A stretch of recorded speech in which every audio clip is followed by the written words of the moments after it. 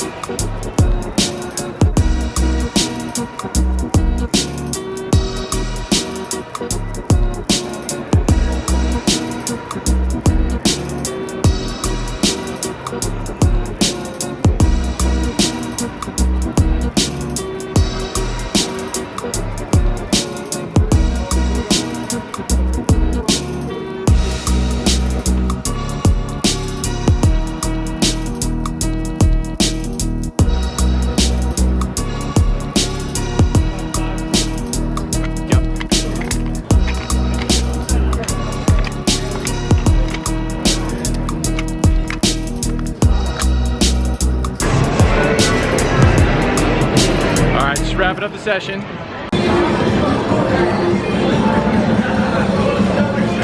Games are pretty good actually today. There was 4 5-10 games going and above average, I would say. They looked terrible at first. Maybe not terrible, but the game I sat at first, not so good.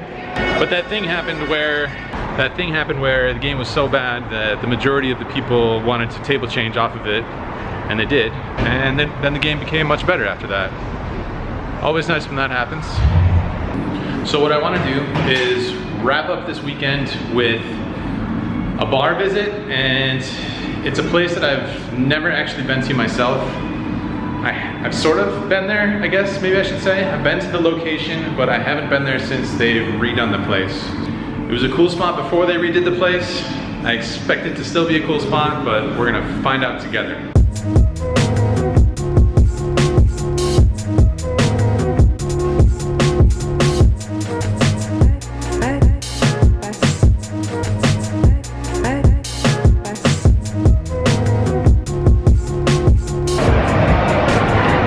Property that we haven't visited before on the vlog. Technically the Delano, part of the Mandalay Bay Resorts, Casinos, Spa, Shops, and Pool, I believe is the name of it, official name.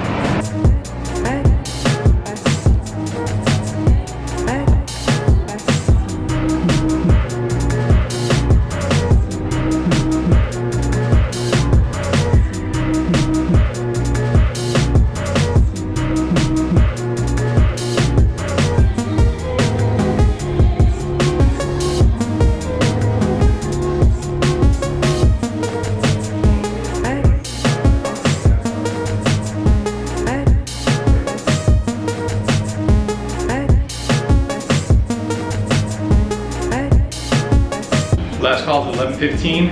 Probably have 10 minutes or so before that happens.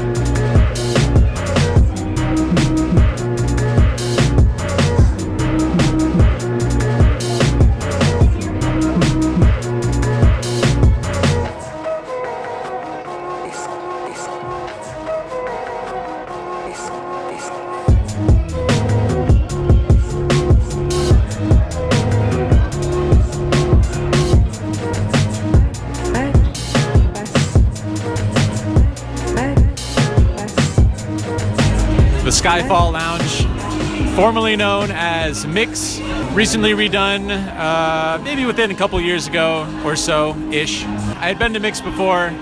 It's a restaurant over there, lounge over here. By the way, I'm talking into my phone here, so the audio that you're hearing is via the phone, video is via the G7X. No external microphone port. This is the best thing, this is the best I can do in these noisy environs, is talking to my phone, look at my camera, like a total weirdo by myself in this lounge, but whatever. I'm not really by myself. I have all you nice people here with me. Never by myself. So I thought this might be a cool place to come and wrap up the weekend, go over some hands real quick. So why don't we just dive right into the last interesting hands of the weekend. In the first one, I open up pocket sixes from under the gun. We get 4 callers, so 5 ways to a flop. Feels like we were a little bit overdue for a favorable flop. So this one comes 10-6-4 with 2 clubs. The old middle set. I go ahead and lead out and I bet $110. There's 1 call, and then the button puts in a raise. He makes it $340 to go. Seems like a pretty good situation. Seems like there's a decent chance that he would have 3-bet pocket 10s. So we have the virtual nuts here on this flop, I feel. Being out of position and having a fairly wet board and a caller in between, some flush draws and straight draws available, I think a 3-bet on the flop is probably ideal, especially being out of position, like I said. So I'm gonna go ahead and make a 3-bet here. And I wanna size it to some sort of an amount where the button feels obligated to call. I want to try and keep his entire range in there. I don't want to just jam right away. We're about 1,500 effective. I make a small 3-bet. I make it $750 to go. The player in between folds. The button thinks for a little bit, and then he makes the call. Turn looks like a brick to me. Turn is Jack of Spades. It brings a backdoor second flush draw on board. So 2 flush draws on board now. Still feel like we have the virtual nuts here. I only have $750 behind. About 750, so really only 1 move here. I go ahead and I move all in. The button calls right away. He asks if I want to run it twice. That's fine. I'm usually happy to run it twice. We run it twice. First board bricks out. Second board gives us a full house. I go ahead and show, and he mucks. So off to a pretty quick start here. Scoop a pretty sizable pot here in the early going. Favorable flop. And we take it down.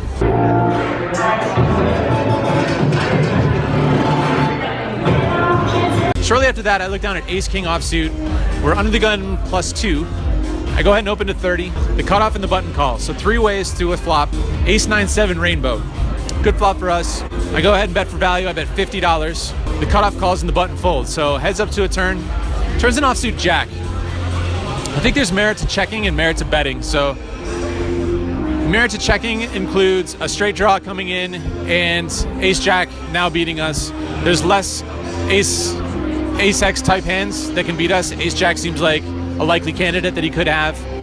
Merit to betting includes plenty of other aces that he could continue with that we want to charge. Although it's questionable whether we're going to be able to get 3 streets with those hands. Pretty close, but I decided to check it over to him, and he checks back. River's a brick, offsuit 4. Now I definitely feel like I have the best hand, so I'm gonna go for value here. I bet $130 on the river. He doesn't think for very long and he makes the call. I show, and to my surprise, he shows Jack-9 offsuit. Not gonna be winning this hand, the old versus the old turn 2 pair.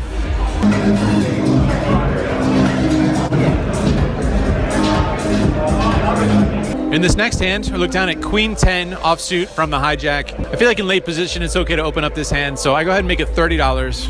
Both the blinds call, so happy to play this pot in position. Flop comes King-Jack-3 with 2 clubs. Flop the open-ender. Interestingly, the small blind leads out for a very small bet. He bets $30. The big blind folds. It's over to us. Again, there's merit for calling here and merit for raising. I feel like this flop should be better for us than it should be for him. I feel like if he connects with this type of a board that well, he should be 3-betting pre-flop. Who knows, of course. Never know what a live player's tendencies are, having no sample size with them. But all that being said, I feel like a raise is a little bit better. Queen high is not going to win at showdown, so I go ahead and put in a raise. I make it 100 straight. He thinks for a little bit, and then he puts in a 3-bet. Makes it $250 to go. Not exactly the ideal situation. We would have much preferred either a call or a fold, of course, but not too much choice now. Obviously can't fold it. Now looking to get well over 150 big blinds in versus this opponent. I think we're somewhere around 1,500 to 2,000 effective. So I go ahead and make the call. Turn's a pretty interesting card. Turn's a ace of clubs. So we make the nut straight, but unfortunately it puts 3 clubs up. My opponent continues betting. He bets $400 on the turn. Us having the 10 of clubs makes me feel a little bit better about the situation. We should be blocking a decent number of his potential flush holdings. Obviously not too much choice here once again. Can't just give it up right away now that we've turned the straight. You could easily have 2 pair, you could have a set, and he could be continuing betting with those hands. But same as on the turn, same situation as before. Not looking to raise, obviously not looking to fold, so that leaves one option. I go ahead and make the call. River's a brick, offsuit 5. This time he checks it over to us. So now I feel about as confident as I can that we have the best hand. It's a question of whether we can get value from worse hands. If he happens to have bottom set, I feel like there's some value there. If he has king jack, it's a little bit tough, I think, to get some value. But you never know what a live player could show up with from time to time. Feeling like I pretty much always have the best hand. And again, having the 10 of clubs gives us a decent blocker. Should be blocking a decent number of his potential flush holdings, like I said. So I'm going to try and get some value from bottom set, 2 pair. I go ahead and put in a bet, fairly small bet relative to the size of the pot. I bet $640. My opponent thinks for a little bit, and then he lets it go. Didn't really think for too long. So pretty good news. We win another decent sized pot here. Would be interested to hear other people's thoughts on the value bet on the river, and especially the sizing in particular. So feel free to share your thoughts. Happy to take down another pot there. Last interesting hand of the evening. There's an early position limp. Middle position player makes it $50 to go. We look down at 2 queens just behind him and a hijack. Pretty strong holding, rather powerful cards, I would say. So I'm gonna go ahead and put in a 3-bet here. Pocket queens, 3rd best hand ever created. Looking to put in a 3-bet, so I go ahead and make it $160 to go. The small blind cold calls, and everyone else folds. Once again, heads up to a flop here. Flop is 10-7-3 with 2 clubs. He checks it over to me. Definitely looking to bet for value here. So I bet $230.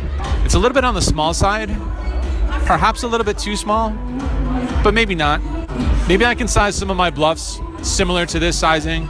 The small blind makes the call, so we're off to a turn card. Turn's not really an ideal card. Turn is an offsuit ace. Small blind checks, and I decided to check it back. River's an offsuit 9, and the small blind puts out a bet, and he bets $500. Pretty close situation. I think there's a decent number of times where he'll end up having ace-king. He could float there. He may or may not 3-bet ace-king pre-flop, especially suited. Ace-king of clubs seems like it could be a reasonable candidate. Not sure whether he would call pre-flop with ace-jack of clubs, but ace-king of clubs, certainly a possibility. Largely expect him to raise all of his flop sets. Pocket 10s. Sure, he could call pre-flop with pocket 10s, but I would expect him on such a wet board to be raising that on the flop. So that leaves ace-king of clubs, and then all of the offsuit ace-king hands. And it depends on whether he would float from out of position with an offsuit ace-king type hand. It seems like there's other hands that he could be using the ace as a scare card with, and turning that hand into a bluff. Some other pocket pairs, maybe a 10x sort of hand. 10-9 suited gets there, so I don't know how many 10x hands there are left that we still beat. So any ace king type hand is really the only type of hand that I'm really afraid of in this spot. And again, questionable whether he would 4-bet the ace king suited, ace king offsuit, but with ace king being the only type of hand that I lose to, and perhaps ace jack of clubs, I tank for a while and then I talk myself into a call. Good news is that he shows us pocket jacks, so we're going to take this one down as well. All right, I switched up the view. Last shot, get the scenic strip shot in the background here, but yeah, really good session at the Bellagio. Finally booked a good session at the Bellagio, which is a nice change of pace for me. We end up booking a win of $3,080. So the March Madness weekend ends up being a good one. in several ways. Booked a pretty good win over the weekend. I think we win a little bit under 4,000 for the weekend. Also got a game going at the Monte Carlo before the room ends up closing. I believe on April 24th, the Monte Carlo room is closing. So I was happy to get a game together over there. That was pretty fun, even though I ended up losing in the game that we got together. But winners overall in the over the weekend. Happy with the results. And we visit a new place together. First time for me, first time for you guys. Well, perhaps a decent number of you guys have been here before, I'm sure. But all right, I'm gonna wrap this up. It's actually closing here. That's the reason why it's much quieter now. I think they're closing in about 10 or 15 minutes. So I'm gonna finish my little cocktail here. Call it a weekend. All right, signing out from March Madness 2017.